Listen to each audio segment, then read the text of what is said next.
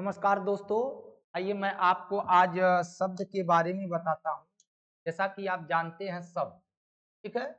शब्द के बारे में जानना बहुत ही अति महत्वपूर्ण और जैसे कि आप देखते हैं एक या एक से अधिक अक्षरों की बनी हुई स्वतंत्र सार्थक ध्वनि और स्वतंत्र हो, सार्थक हो और ध्वनि को शब्द कहते हैं। अर्थात ध्वनि को क्या कहते हैं? शब्द। आपका ये जवाब निकल कर आ रहा है कि ध्वनि को ही शब्द अर्थ निकल रहा है कि ध्वनि को ही शब्द कहते हैं और ध्वनि कैसी हो? सार्थक हो और स्वतंत्र हो।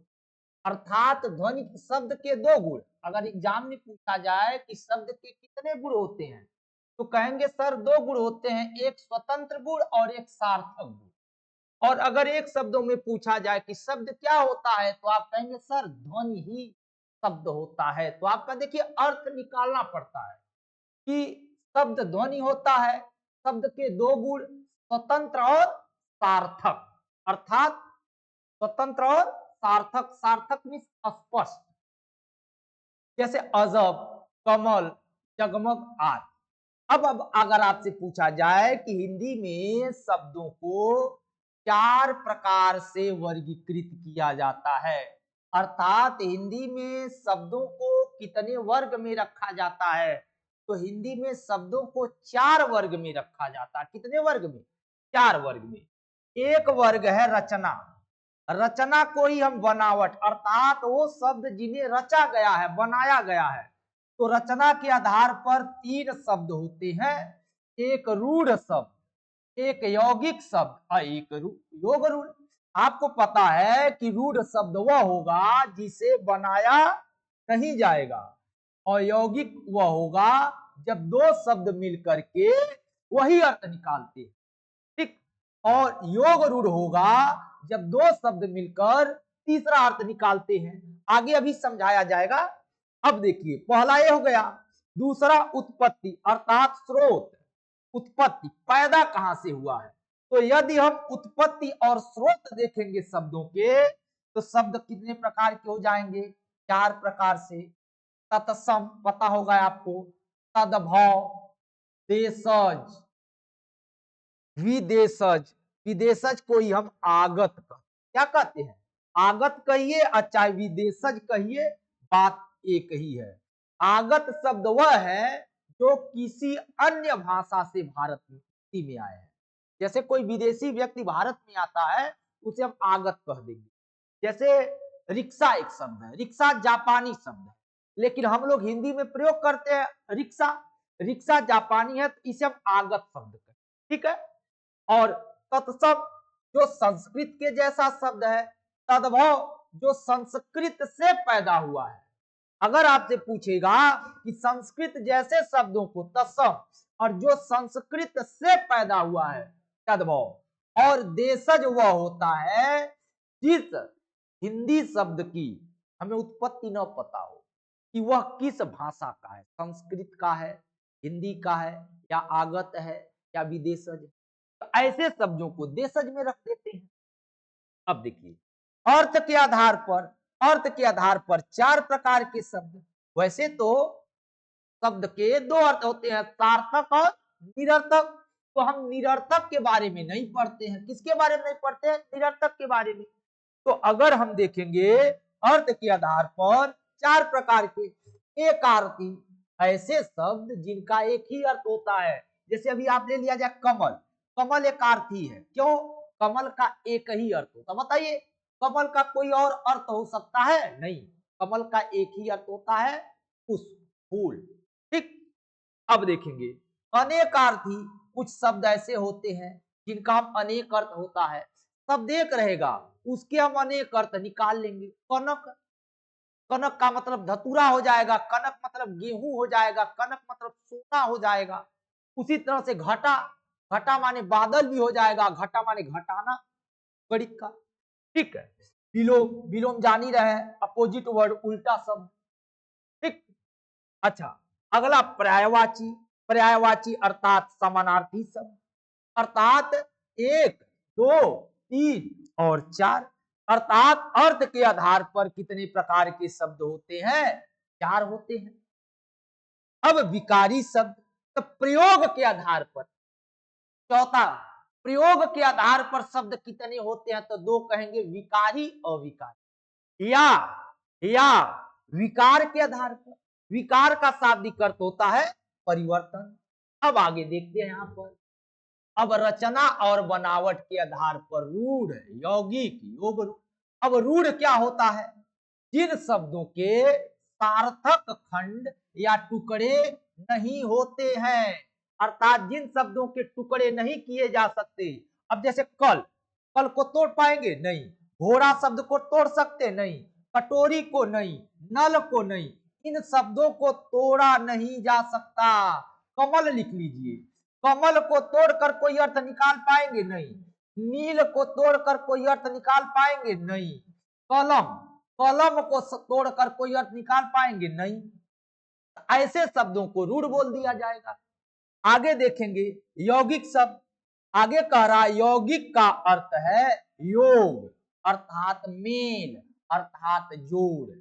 जब दो शब्द को जोड़ करके शब्द बनाया जाए, योग करके, मेल करके, जोड़ करके, मिला करके, तो ऐसे शब्द को यौगिक शब्द कहते हैं। अच्छा, जो शब्द सार्थक शब्दों के मेल से बनते हैं यौगिक शब्द होते हैं।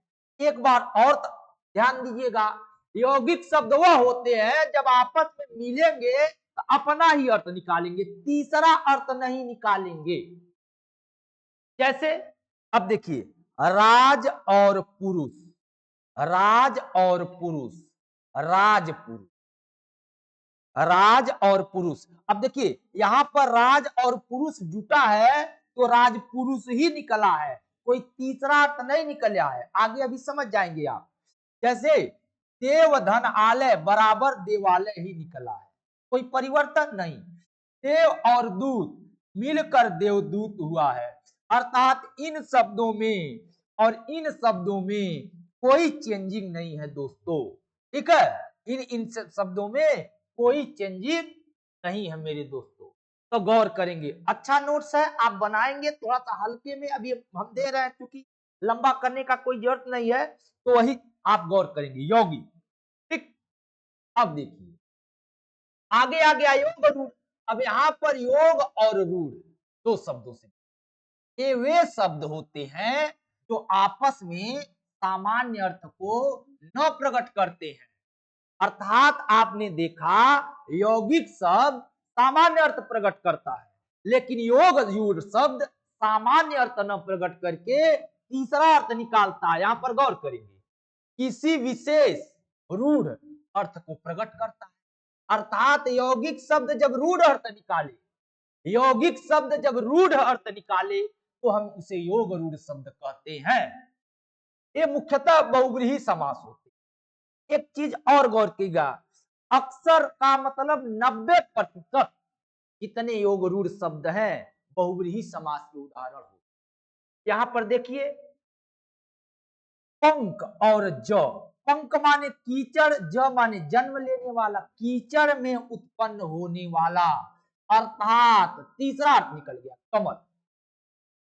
अब देखिए पंक धन ज बराबर पंकज होगा, यहां तक तो आपका यौगिक है, लेकिन जब तीसरा अर्थ निकाला योग रूढ़ बन गया।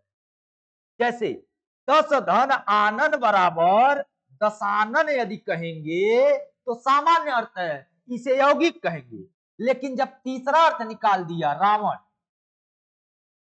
जैसे लंबा धन उदर, लंबा धन उदर का सामान्य अर्थ होगा लंबोदर, अर्थात यौगिक, लेकिन जब तीसरा अर्थ निकल गया गणेश, योग रूढ़ हो गया।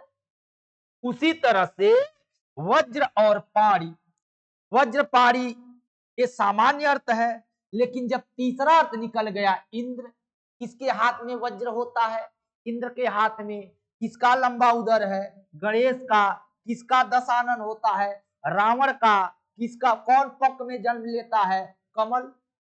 जैसे कहा जाए जल धन ही, अर्थात जल को धारण करने वाला, तो आपका एक जवाब निकल जाएगा समुद्र।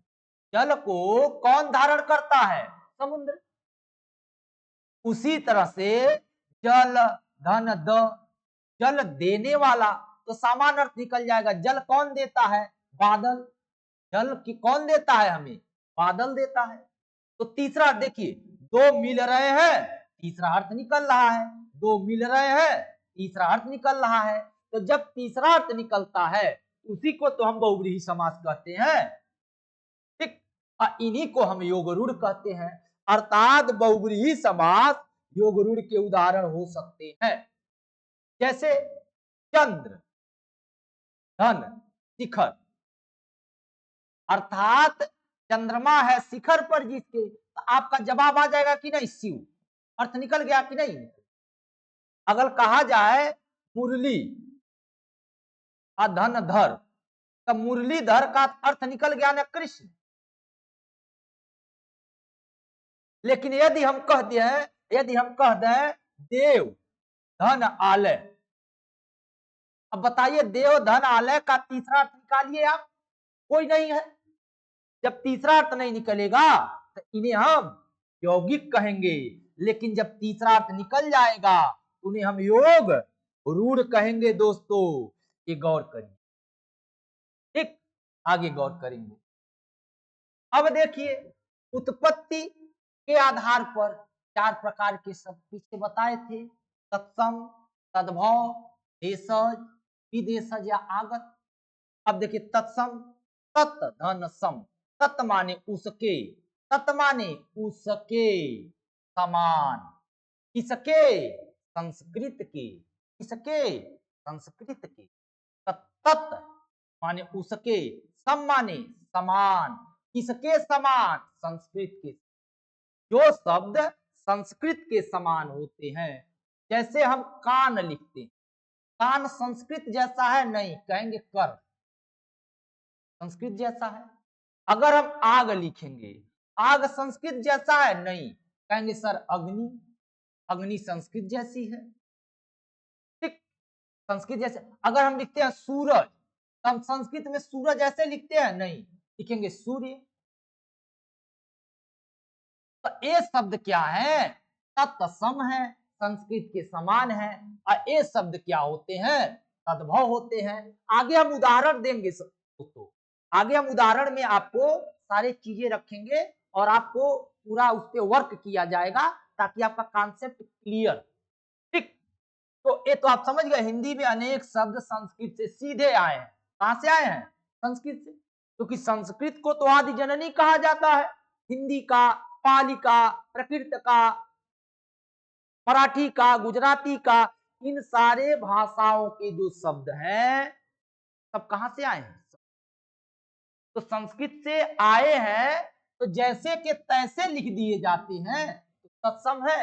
और यदि सुधार कर लिख दिए जाते हैं, थोड़ा सुधार नहीं कहेंगे, गलत करके, तो तद्भव हो जाएगा। अब जैसे अग्नि, रात्रि, रात्रि को हम रात कहते हैं, अग्नि को आग कहते हैं हिंदी में, सूर्य को सूरज कहते हैं। प्रकाश तो प्रकाश से होता है, प्रकाश का प्रकाश ही होता है।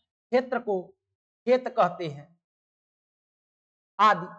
अर्थात ये ऊपर वाले शब्द तत्सम है, संस्कृत जैसे है, और ये संस्कृत जैसे नहीं है, संस्कृत से बदल गए हैं, इसलिए इनको हम तद्भव कहते हैं। और वही चीज तद्भव, तत् माने उससे, भव माने होना। अर्थात जो उससे हुआ है, किससे हुआ है? संस्कृत से हुआ है। तो अर्थात क्या हुआ है? परिवर्तित हुआ है। किससे हुआ है? संस्कृत से। क्या हुआ है? परिवर्तित हुआ है। बने शब्द, ठीक है, इनका प्रयोग किया जाता है। जैसे आग, रात, सूरज, उजाला, खेत आदि। ठीक, आगे गौर करेंगे। देशज, देश धन जो देश में जन्मा, अर्थात जो देश में जन्मा। जैसे आदमी देशज होता है, देसी शब्द, वस्तु देसी होती है। तो देशज ऐसे शब्द जो क्षेत्रीय प्रभाव के कारण, अर्थात जो क्षेत्रीय शब्द है उनको भी देशज कहते हैं।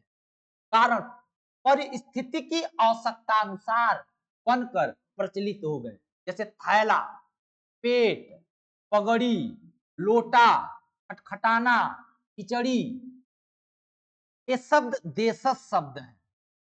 ये शब्द क्या है? देशज है। ये संस्कृत में नहीं प्रयोग होते, गौर करेंगे। अर्थात देशज शब्द। अच्छा, विदेशज आगत विदेश धन जो विदेश में जन्मा, कहाँ जन्मा? विदेश में जन्मा। ऐसे शब्द जो लगातार विदेशी मूल के परस्पर संपर्क में आने के कारण अपने देश में प्रचलित हो गया। आपको पता है हमारे भारत में कई विदेशी आए, तुर्की आए, उनका भी शब्द आया, अंग्रेज आए, अंग्रेजी का शब्द आया, पुर्तगाली आए, पुर्तगाली शब्द आया, जापानी आए, जापानी शब्द आया, चाइनीज आए, चाइनीज शब्द आया, बर्मा के लोग आए, बर्मीज शब्द आया, अफगान के लोग आए, अफगानी शब्द आया, डेनिश लोग आए, डेनिश शब्द आया। अर्थात जहां से लोग भारत में आए, हमने उनके शब्दों को आत्मसात कर लिया, संस्कृत में हिंदी में समाहित कर दिया। संस्कृत में नहीं, संस्कृत तो शुद्ध है और हिंदी जो है अशुद्ध है। हिंदी को एक प्रकार से आप खिचड़ी भी कह सकते हैं। आज की जो हिंदी है, आपके कबीरदास जी जो हिंदी लिखते थे उसमें तो खिचड़ी होती थी, सारे शब्द प्रयोग करते थे कबीरदास जी। उसी तरह से हमारा हिंदी भी खिचड़ी है, इसमें अरबी है, फारसी है, सारे शब्द आ गए हैं। जैसे ऑफिसर, देखिए जब इंग्लिश का शब्द हम प्रयोग करते हैं तो उस पे ए लगा देते, अर्धचंद। हॉस्पिटल, टेलीफोन, कैप्टन, कैंची, रिक्शा, पुलिस, ये सब हिंदी के शब्द नहीं है। पुलिस को हिंदी में आरक्षी कहा जाता है, अरबी में सिपाही कहा जाता है, पुलिस शब्द तो इंग्लिश है, ठीक है। अच्छा, अभी आगे हम उदाहरण देकर देखिए, यहां पर गौर करें। जैसे अरबी के शब्द, किताब अरबी शब्द है, तारीख अरबी शब्द है, औरत अरबी शब्द है, आदमी अरबी शब्द है, गरीब अरबी शब्द है, इज्जत अरबी शब्द है, इस्तीफा अरबी शब्द है, किस्मत अरबी शब्द है, किला अरबी शब्द। अगर किला को हिंदी में दुर्ग कहा जाएगा, क्या कहा जाएगा? दुर्ग। किताब को हिंदी में ग्रंथ या पुस्तक कहा जाएगा।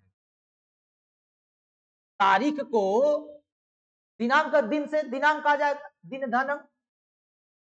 औरत, औरत को हिंदी में महिला बोलते हैं, आदमी को हिंदी में पुरुष बोलते हैं, गरीब को हिंदी में क्या बोलेंगे? निर्धन बोलेंगे। इज्जत को हिंदी में क्या बोलेंगे? सम्मान बोलेंगे। इस्तीफा को हिंदी में क्या कहते हैं? स्थानांतर, मतलब सॉरी थोड़ा सा दिमाग पर है। किस्मत को हिंदी में भाग्य बोलेंगे। अर्थात इन सब शब्दों, किला को हिंदी में दुर्ग बोलेंगे। अर्थात ये सब हिंदी, लेकिन देखिए कितनी चतुराई से हमारी भाषा में सब प्रयोग किए। अर्थात हमारी भाषा मिक्स हो गई है, एकदम मिक्स वेज। आलू, परवल, भिंडी, टमाटर, लौकी, कोहड़ा सब मिल करके बना हुआ।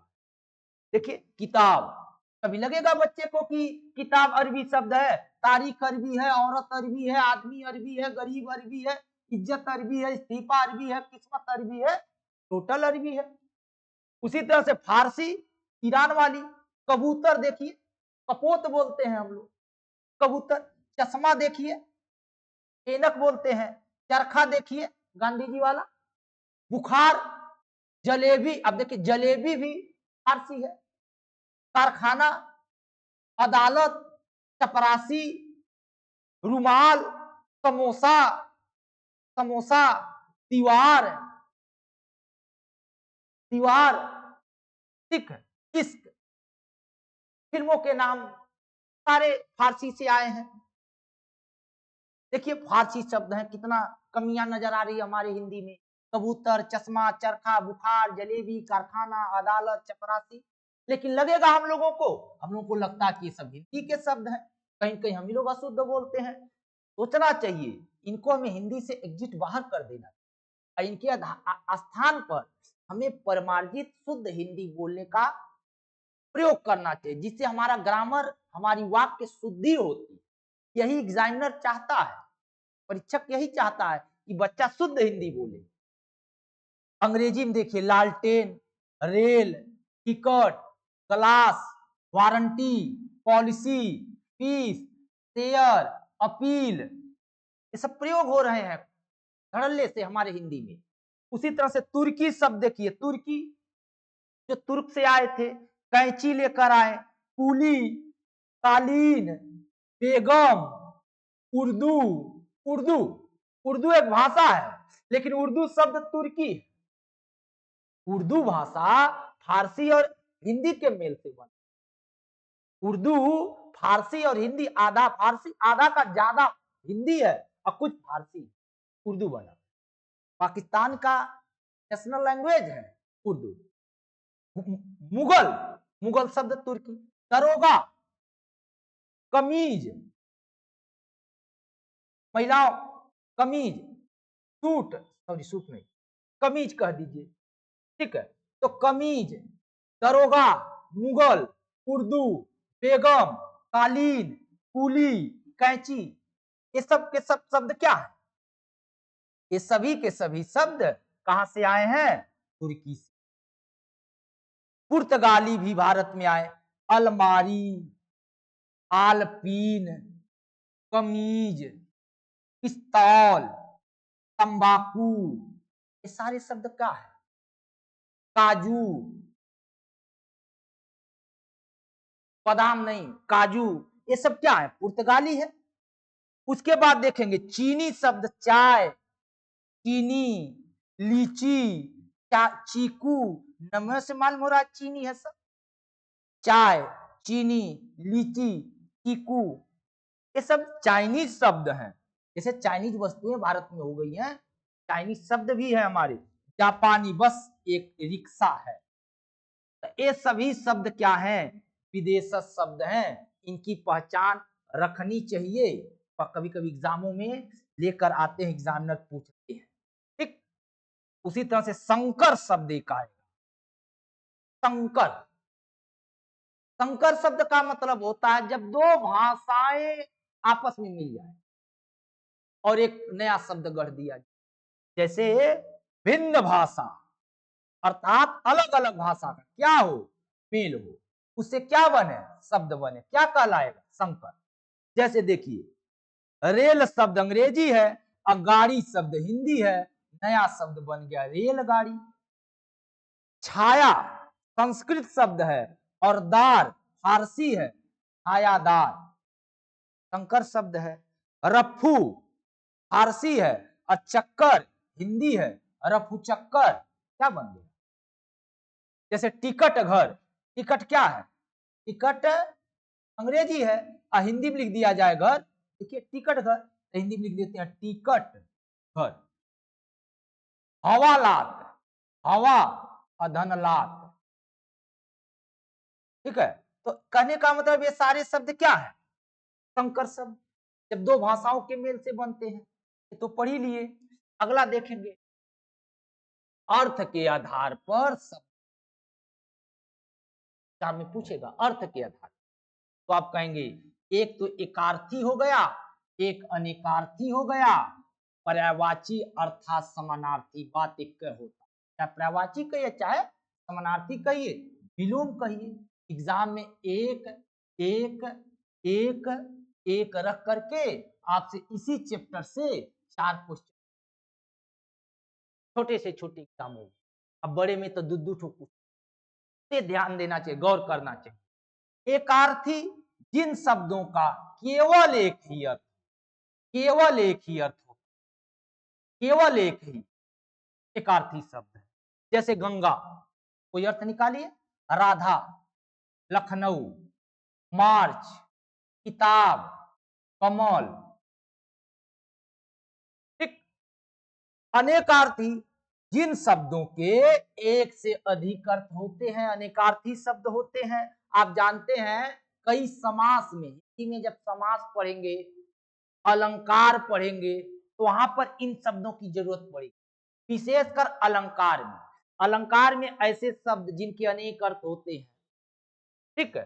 तो कर, कर माने हाथ भी होता है, कर माने टैक्स भी होता है। कनक माने सोना, धतूरा, गेहूं भी होता है कनक माने। हार, हार माने पराजय, गले की हार। जैसे एक शब्द ले लिया जाए घटा, घटा माने बादल और घटा माने घटाना। अब कहीं शब्द घटा आ जाए, काली घटा का घमंड घटा, तब एक घटा माने बादल और एक घटा माने घटाना। जैसे बेर, बेर माने बैर, बैर, और एक बेर माने पारी, पारी माने समय। नहीं कहते तीन बेर खाते और तीन बेर खाते, अर्थात तीन बेर माने तीन बैर, ब्लैकबेरी सॉरी वेरी जो इंग्लिश में बोलते। दूसरा पारी, टाइम। तो कहने का मतलब ऐसे शब्द क्या होते हैं, अनेकार्थी। इनको बहुत सतर्क होकर पढ़ना चाहिए, इनको जरूर याद रखना चाहिए। अगर ये आपको याद है तो आपका अलंकार में यमक अलंकार क्लियर हो जाएगा, विप्सालंकार क्लियर हो जाएगा। अब जैसे जैसे कहा जाए पर, पर माने पंख, पर माने पंख। अब पर माने पैर भी होता है, पर माने पंख और पर माने पैर। कहा जाए एक पक्षी ऐसा जिसके सिर पर पैर, सिर पर पैर, सिर पर माने और पर माने पंख, पर माने मतलब लात, टांग, गोड़, और पर माने पंख भी होता है। तो पर ऐसे शब्द प्रयोग किया जाए, सिर पर पैर। ठीक, अब कह दिया सिर पर पैर, कौन सा अलंकार है? कहेंगे यहाँ पर दुई अर्थ निकल रहा है, पर माने पंख, पर माने पैर। कहने का मतलब ऐसे शब्दों को हम क्या बोलते हैं, अनेकार्थी। आगे देखेंगे समान अर्थ वाले, समानार्थी, पर्यायवाची, समान अर्थ निकालने वाले शब्द, ऐसे शब्द जो समान अर्थ दे। जैसे आकाश, अब आकाश को नभ भी कहते हैं, गगन भी कहते हैं, आकाश भी कहते हैं, अंबर भी कहते हैं, व्योम भी कहते हैं, ऐसे और भी कहा जाता है। उसी तरह से बादल को जलद, जल देने वाला, वारिद, जल देने वाला, मेघ, जलधर, सारंग, सारंग माने घड़ा भी होता है। अब देखिए सारंग, सारंग भी अनेकार्थी शब्द है। सारंग माने घड़ा, घड़ा, सारंग माने घड़ा, और सारंग माने बादल भी, सारंग माने घड़ा भी, सारंग माने बादल भी। पयोद अर्थात ये है लक्ष्मी जी को कमला भी कहा जाता है, पद्मा भी कहा जाता है, सिंधुजा भी कहा जाता है, हरिप्रिया भी कहा जाता है, विष्णु प्रिया कहा जाता है, रमा भी कहा जाता है। ठीक है, कमला, पद्मा, सिंधुजा, हरिप्रिया, विष्णु प्रिया, रमा, ये सब किसका नाम है, लक्ष्मी जी का। ये सारे समान अर्थ हैं, किसके, इनके। कमल है जान ही रहे हैं। उसी तरह से विलोम, ऐसे शब्द जो विपरीत अर्थ का बोध कराते हैं, तो समझाना नहीं है। पाप है तो उसका उल्टा पुण्य है, दिन है तो उसके अपोजिट रात है, हंसना है तो रोना है, रोना है तो हंसना है, चलना है तो गिरना है, ऊपर है तो नीचे है, दाएं है तो बाएं है, अच्छा है बुरा है, बुरा है तो अच्छा है। इन सारी चीजों को हम गौर कर। अब देखिए प्रयोग के आधार पर शब्द दो प्रकार के हो। अगर पूछेगा प्रयोग के आधार पर शब्द कितने होते हैं, तो कहेंगे दो, विकारी, अविकारी। या कहेंगे परिवर्तन, परिवर्तन के आधार पर, तब भी कहेंगे परिवर्तन के आधार पे भी शब्द दो होते हैं, विकारी और अविकारी। प्रयोग के आधार पे भी शब्द दो होते हैं, विकारी और अविकारी। जैसे विकारी शब्द आपको पता है, वे शब्द जिनमें लिंग, वचन, कारक के आधार पर मूल शब्द में रूपांतरण हो जाता है, अर्थात विकारी शब्द का। इसके कारण लिंग, वचन और कारक के। अब जैसे लड़की सो रही है, तो लिंग परिवर्तन कर दीजिए, लड़की से लड़का बना दीजिए। लड़का दौड़ रहा है, वचन परिवर्तन कर दीजिए, लड़के बन गया। अर्थात लड़के के लिए खाना लाओ, परिवर्तित, और लड़कों के लिए खाना लाओ, को आ गया लड़कों, लड़के, लड़का। अर्थात आपने देखा यहां पर मूल शब्दों में क्या हुआ है, परिवर्तन हुआ है। अब परिवर्तन का कारण लिंग है, वचन है और वचन है। तो जब लिंग और वचन के कारण किसी शब्दों में परिवर्तन कर दिया जाए, वो शब्द क्या होते हैं? विकारी होते हैं। यहाँ पर गौर करते हैं, जितने भी संज्ञा हैं सब विकारी होते, जितने सर्वनाम हैं सब विकारी हैं, जितनी क्रियाएं हैं सब विकारी हैं, जितने विशेषण हैं सब विकारी हैं। अब देखिए मोहन है, मोहन का लिंग वचन बदल सकते हैं। किताब है, आगरा है, लखनऊ है, अमेरिका है, ये सब क्या है? विकारी शब्द। सर्वनाम है मैं, तू, वह, यह, उसे, इसे, इसे से इसी हो जाएगा, उसे से उसी हो जाएगा, या से यही, अर्थात इनमें परिवर्तन हो जाएगा। क्रिया, सोना, खेलना, खाना, पीना, जाना, इन सब में हम क्या कर देंगे? परिवर्तन कर देंगे, प्रत्यय जोड़कर। सोना से सोती है, खेलना से खेलती, खाना से खाती, पीना से पीती, जाना से जाती, या सोना से सोने, खेलना से खेलने, खाने, पीने, जाने, अर्थात आप देखिए परिवर्तन हो रहा है। विशेषण, अच्छा है तो अच्छी, बुरा है तो बुरी, नीला है तो नीलमी, पीला है तो पीलापन, भारी है तो भारीपन, अर्थात इन शब्दों में हमने परिवर्तन कर दिया। तो गौर करेंगे, आप ये कहेंगे, देखिए छोटे छोटे बातों पे गौर करना चाहिए। सभी संज्ञाएं विकारी हैं, सभी सर्वनाम विकारी है, सभी क्रियाएं विकारी है, सभी विशेषण विकारी हैं। प्रयोग के आधार पर किसके कारण विकार होता है? तो आप क्या कहेंगे? लिंग के कारण। किसके कारण? लिंग, पहचान और वचन। तीसरा कारक लिंग। अच्छा, शब्द शुद्धि करते वक्त पर गौर करना चाहिए, वाक्य शुद्धि करते वक्त भी इन पर गौर करेंगे तो शब्द अविकारी। अब देखिए अविकारी, अविकारी को ही अव्यय भी कहा जाता है, अविकारी को ही अव्यय कहा जाता है। वे शब्द जिन्हें लिंग, वचन, कारक इन तीनों के कारण कोई परिवर्तन नहीं करते हैं। किसके कारण नहीं करते हैं? तो आप कहेंगे लिंग, वचन और कारक के कारण वो अविकारी शब्द हैं। ये चार प्रकार के होते हैं: क्रिया विशेषण, संबंध बोधक, समुच्चय बोधक, विस्मय आदि बोधक। जैसे क्रिया विशेषण में आज काल बोधक, कल काल बोधक, अब, इधर, उधर, इनमें कोई परिवर्तन नहीं होगा। में, से, पर, के, ऊपर, सीधे, पीछे, ये सब संबंध बोधक है। और, परंतु, या, इसलिए, क्योंकि, इनमें भी कोई परिवर्तन नहीं होगा। विस्मय आदि बोधक, आहा, आह, राम, राम, इन सब में कोई परिवर्तन नहीं होगा। किसके कारण नहीं होगा? अर्थात इनका लिंग, वचन, क्रियाएं कारक नहीं होती हैं। इनका लिंग, वचन नहीं होता है, उनको अविकारी कहते हैं या अव्यय कहते हैं। तो आज के लिए दोस्तों इतना ही। नमस्कार, धन्यवाद।